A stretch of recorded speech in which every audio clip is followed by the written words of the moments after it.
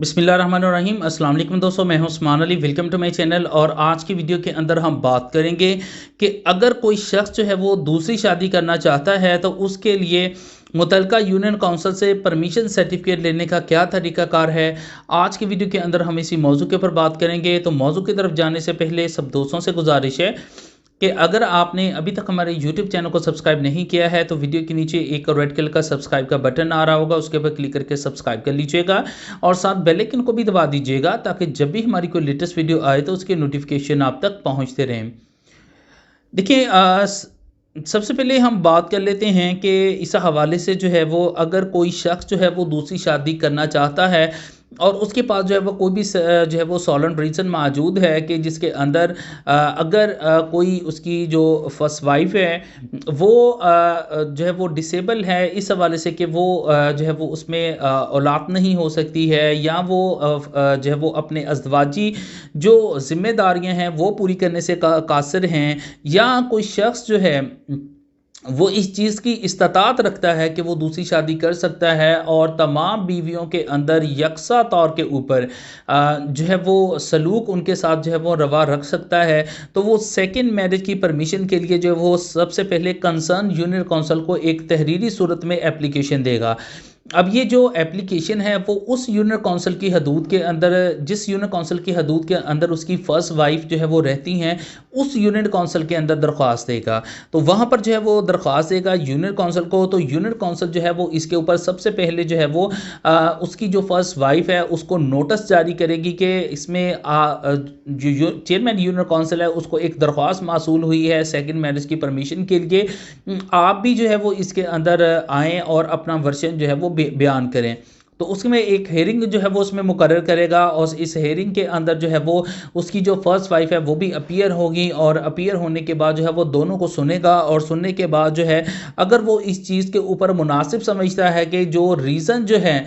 वो शख्स डिफाइन कर रहा है वो उसकी वैलिड रीज़न है, तो उसके ऊपर सेकंड मैरिज का परमिशन का सर्टिफिकेट जो है वो जारी कर देगा। इसमें मैं एक चीज़ और बताता चलूँ कि इसके लिए जो है वो पहली जो वाइफ है उसका इजाज़त देना लाजम नहीं है, कि ऐसा नहीं है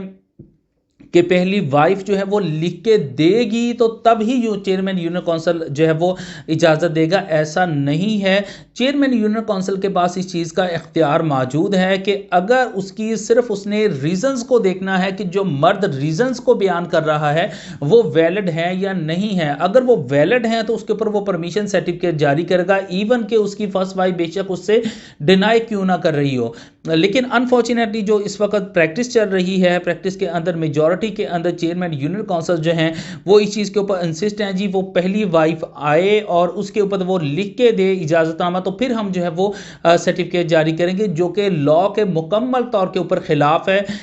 इसमें चेयरमैन यूनियन काउंसिल के पास जो है वो पहली वाइफ का इजाज़तनामा लिखना या उसकी परमिशन को लिखना लाजम नहीं है, उसका नोटिस जारी करना लाजम है। अगर वो पेश हो जाती है तो उसका वर्शन रिकॉर्ड करेगा, और अगर वो पेश नहीं होती है तो यकतरफा तौर के ऊपर कार्रवाई करेगा,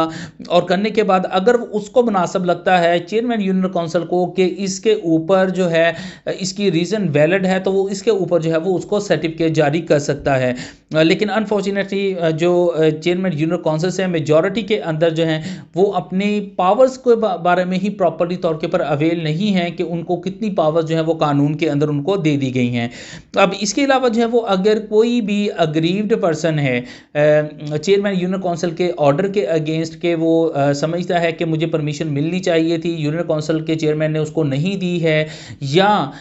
इसके अलावा जो उसकी फर्स्ट वाइफ है वो समझती है कि इसको सेकंड परमिशन सर्टिफिकेट नहीं मिलना चाहिए था, गलत तौर के ऊपर जारी किया गया है, तो वो डिस्ट्रिक्ट कलेक्टर के पास जो है वो इसकी अपील जो है वो फाइल कर सकता है। अगर वहाँ से भी उसके खिलाफ कोई फैसला आता है तो अगर कोई अग्रीव्ड पर्सन है तो इसके ऊपर फिर अपील फाइल नहीं की जा सकती, तहम हाई कोर्ट के अंदर रिट फाइल जो है वो की जा सकती है। एक चीज़ और भी मैं बताता चलूँ कि इसके अंदर जैसे ही permission second marriage permission certificate जारी किया जाएगा,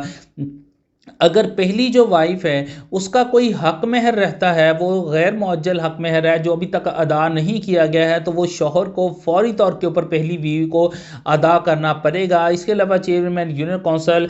बीवी के पहली बीवी का और बच्चों का खर्चा भी मुकर्रर कर सकता है। तो ये कुछ सिनेरियो है, ये कुछ प्रोसीजर है जिसके तहत जो है वो आप चेयरमैन यूनियन काउंसिल के बाद जो है वो यूनियन काउंसिल में सेकंड मैरिज की परमिशन के लिए